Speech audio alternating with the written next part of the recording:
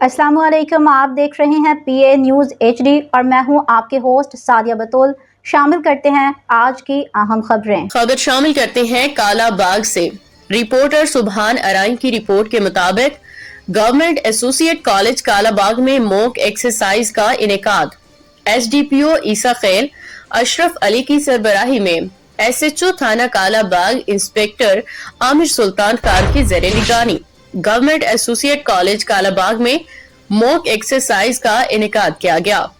Mock exercise में police, rangers, elite force, rescue 1122, civil defence और दीगर जिले और हसास इदारों की टीमों ने हिस्सा लिया। मॉक एक्सरसाइज में फर्जी दहशत गर्दों की कॉलेज में हमले की इत्तला मिलते ही पुलिस और दीगर हसास इदारों ने अपना रिस्पॉन्स टाइम बरकरार रखते हुए मौके पे पहुंच दहशत गर्दों को गिरफ्तार किया और जख्मियों को अस्पताल मुंतकिल किया।